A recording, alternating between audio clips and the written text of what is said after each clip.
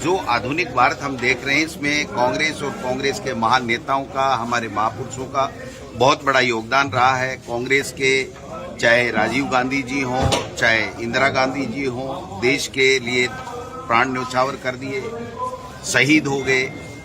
मनमोहन सिंह जी की जो जिस प्रकार की नीतियां थी, नरसिम्हा राव जी ने जिस प्रकार से मंदी से देश को उबारने का काम किया, पंडित जवाहरलाल नेहरू ने प्रथम देश के प्रधानमंत्री के रूप में किस प्रकार से उनकी सोच से ये हिंदुस्तान आज जो विश्व में बहुत अहम स्थान रखता है, उसकी नींव पंडित जवाहरलाल नेहरू जी ने आजादी के बाद में रखी थी। तो कांग्रेस का एक बहुत ही बड़ा त्याग, तपस्या, बलिदान का इतिहास है। उसको लेकर के हम इन प्रशिक्षण शिविरों के माध्यम से जिला, ब्लॉक स्तर के ऊपर, ग्राम पंचायत स्तर के ऊपर जाएंगे, कांग्रेस का इतिहास बताएं। हमारी जो सरकार है, जो राजस्थान के लोगों के आशीर्वाद से बनी है, 3.25 साल के लगभग हो गए हैं, बहुत अच्छी योजनाएं हैं, अच्छा बजट है, फ्लैगशिप योजनाएं हैं, वो गांव-गांव, ढाणी-ढाणी तक पहुंचे, इसका लाभ लोगों को मिले, ज्यादा से ज्यादा लोगों को मिले। केंद्र की सरकार 8 साल से जो वादे करके केंद्र में सत्ता में आई थी, आज की तारीख में वो एक भी वादा पूरा नहीं हुआ। 70 साल का हिसाब मांगने वाले लोग 7 साल का हिसाब नहीं दे पा रहे हैं। तो ये महंगाई जो कम करने की बातें हुई थी, आज महंगाई आसमान छू रही है। 2 वक्त का रोटी गरीब को मिल नहीं रही है। युवाओं को, बेरोजगारों को रोजगार देने की बात केंद्र की मोदी सरकार करती थी, वो कहाँ है। किसान की आमदनी दोगुनी करने की बात करती थी, आज आप देख सकते हो 15 महीने से खून के आंसू किसानों को रुलाए गए हैं, जो किसान को कमजोर करने का काम किया जा रहा है। चंद पूंजीपतियों के लिए, लाभ के लिए केंद्र की सरकार काम कर रही है। तो ये गांव-गांव, ढाणी-ढाणी में केंद्र सरकार की विफलताओं को भी बताना है और साथ साथ संगठन और सत्ता के समन्वय के साथ में उन कार्यकर्ताओं को, उन लोगों को जिनके आशीर्वाद से हम लोग सत्ता में आए, उनको तमाम योजनाओं का लाभ मिले, ये भी सुनिश्चित हम संगठन के माध्यम से करेंगे। और जो हमारा सदस्यता अभियान चल रहा है, उसको भी हम गति देकर के डिजिटल सदस्यता अभियान के माध्यम से हर बूथ से 100 व्यक्तियों को जोड़ने का हमारा जो टारगेट है, उसके लिए भी हम लोग चर्चा करेंगे। तो मैं समझता हूं कि इस प्रशिक्षण शिविर जो ये स्टेट लेवल के ऊपर हुआ, फिर डिस्ट्रिक्ट लेवल के ऊपर हम लोग कर रहे हैं, फिर हम ब्लॉक लेवल के करेंगे, फिर ग्राम पंचायत लेवल पे करेंगे, इसमें ये 3-4 चीजें प्रमुख हो गई हैं।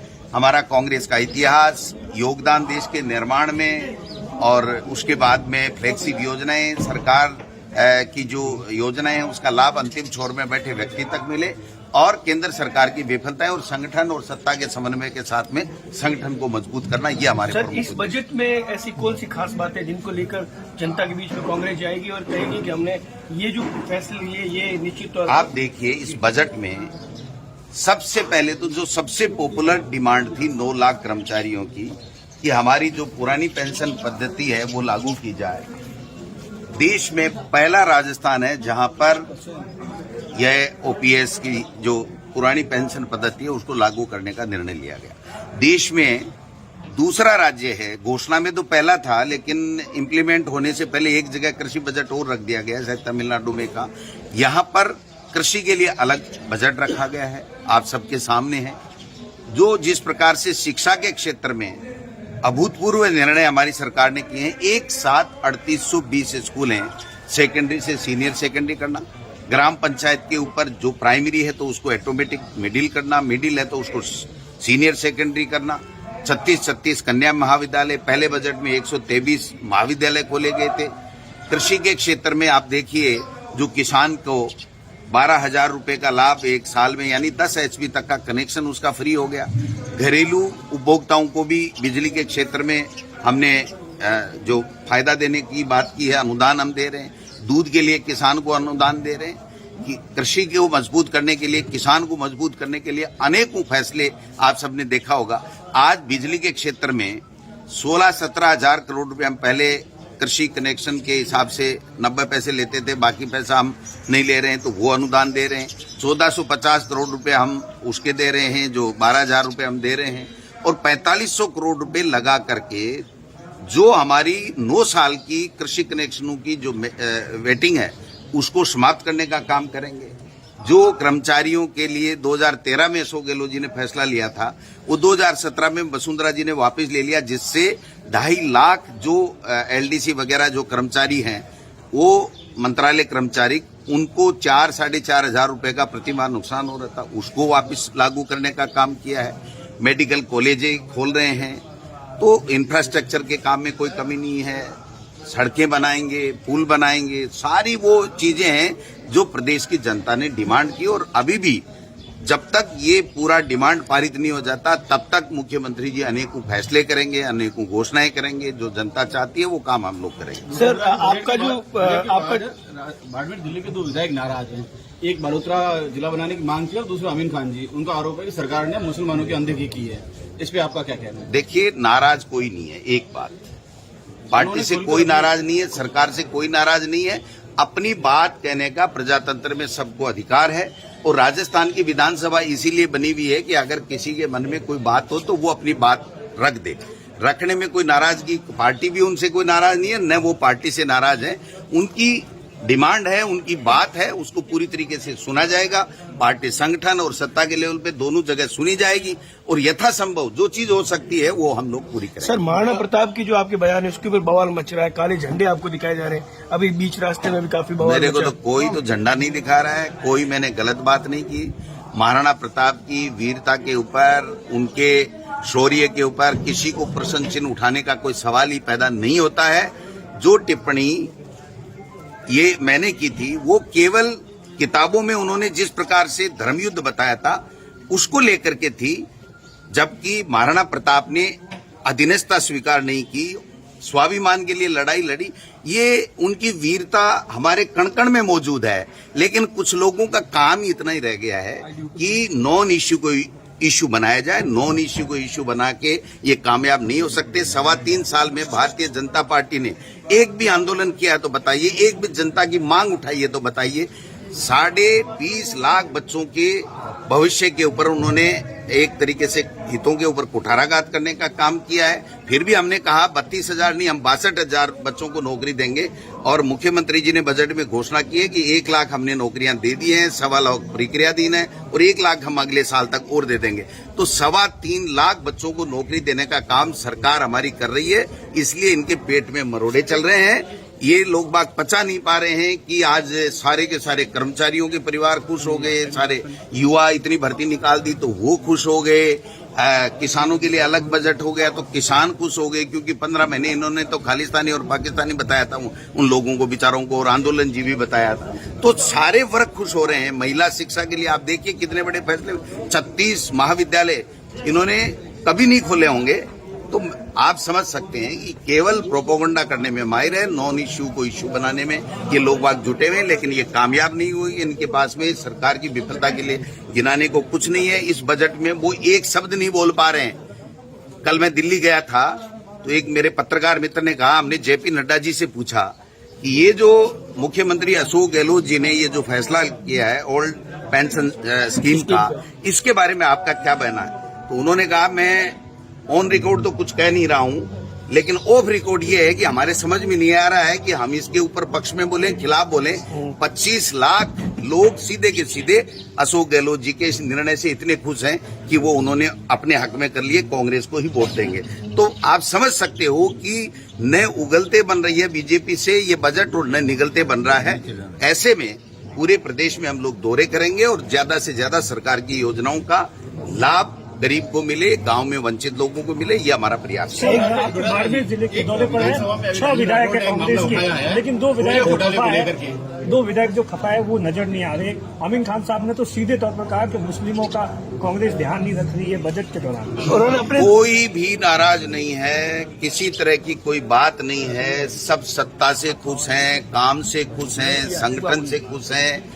और कोई बात कहता है उसको कांग्रेस पार्टी गंभीरता से लेती है, उनसे हम लोग बात करते हैं, उनकी कोई बात होती है तो उसको हम लोग तवज्जो देते हैं। होने वाले काम सारे करेंगे, कर रहे हैं। ये सब फालतू की फैलाने की बात है। देखिए, ये संगठन का कार्यक्रम था, कोई आए वेलकम, नहीं आए तो वो अपनी बात, राजस्थान की विधानसभा चल रही है वहां भी रह सकते हैं, कोई ऐसा बात नहीं है। हमने केवल जो कैटेगरी के लोग हैं यहाँ जिले स्तर के ऊपर, उन लोगों का प्रशिक्षण रखा गया है। हमने विधायकों का प्रशिक्षण नहीं रखा, लेकिन चूंकि आते हैं किसी की सुविधा हो गई आ गया, किसी की सुविधा नहीं हुई नहीं आया, कोई फर्क नहीं पड़ा। राजस्थान विधानसभा के सदन में राजेंद्र कोयला घोटाले आरोप करके कांग्रेस के 5 करोड़ का चंदा देने के बाद एक निजी फर्म का करोड़ रुपए का टैक्स माफ कर दिया गया।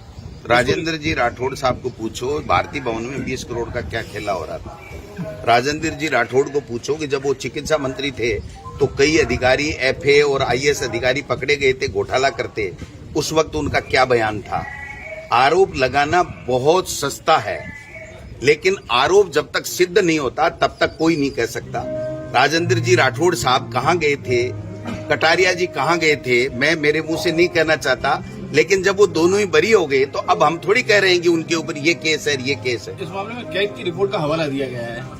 केक की रिपोर्ट में वो विनोद राय जी ने हिंदुस्तान की केक की रिपोर्ट पढ़ी थी, माहौल बना और केंद्र से हमारी यूपीए सरकार बाहर हो गई और वो ही विनोद राय आज माफी मांग रहा है कि मैंने तो काल्पनिक लिख दिया था, इसमें कोई चीज सत्य नहीं है, मैं माफी चाहता हूं देश से और देश की पार्टियों से।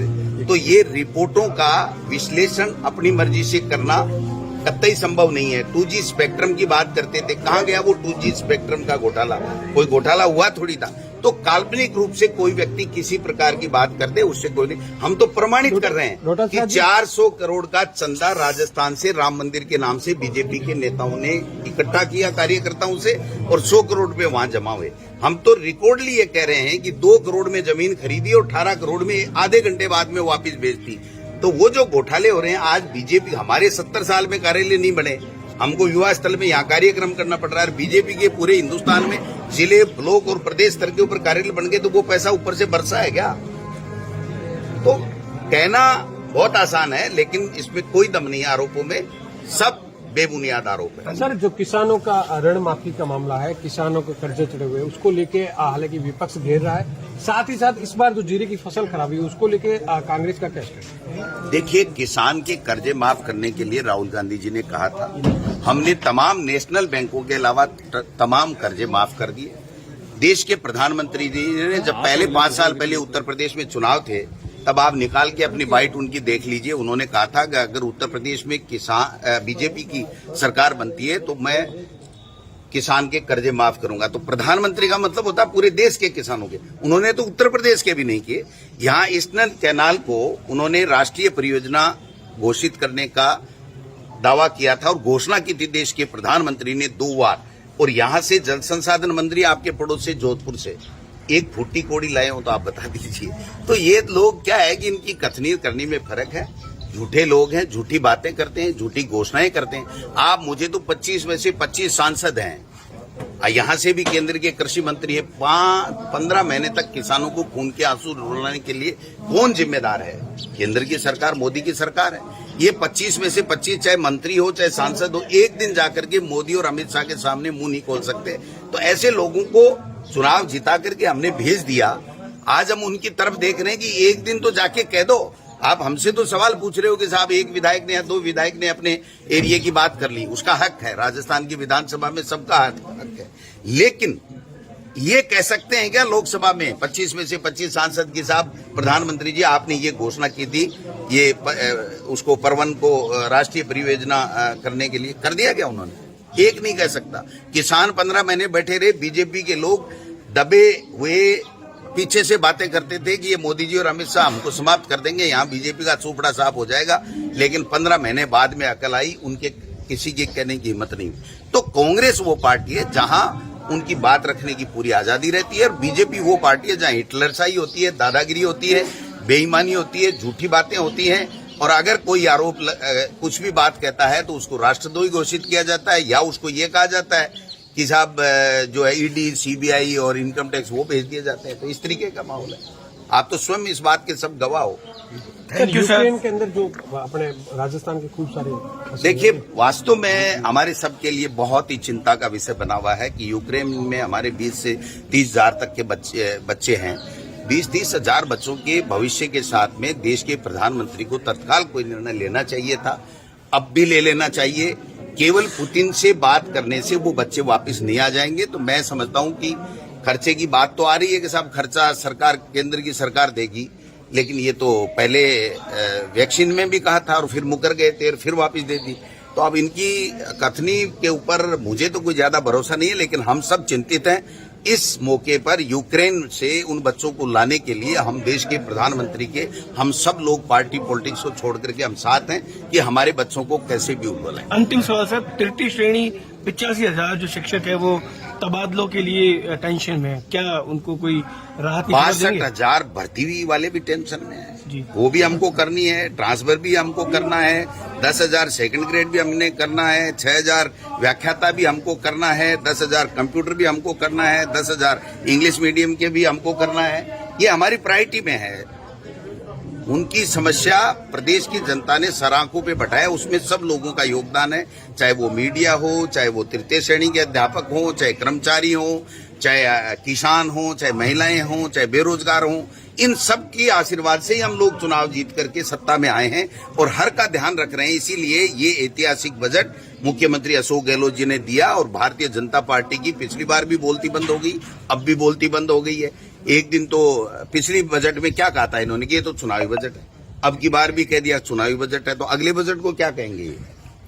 ये चुनावी बजट नहीं है। जो पिछला बजट था उसका 80% दिसंबर तक पूरा हो गया, जबकि बीजेपी के समय दिसंबर तक 40 और 42% उनका बजट का इम्प्लीमेंटेशन होता था, खर्चा होता था। हमारी सरकार है जो 80%, उनको बताना चाहिए कि नहीं मैं गलत कह रहा हूं, तो उनको विधानसभा में बताने का मौका मिला हुआ है, कहना चाहिए। 4-5 दिन तो उन्होंने करोड़ों रुपए राजस्थान की जनता के गंवा दिए, सरकार बाधित की कार्रवाई को, सदन की को, और अब जो है वो बोल रहे हैं, कुछ बोल ही नहीं रहे हैं, तो पीछे की बातें बोल रहे हैं। वो तो बीजेपी के जो लोग हैं, बीजेपी जो पार्टी है, एनडीए के जो घटक हैं, वो सारे के सारे हिंदुस्तान, पाकिस्तान, हिंदू, मुस्लिम, वंदे मातरम बोलो, वंदे मातरम उन्होंने चालू किया है।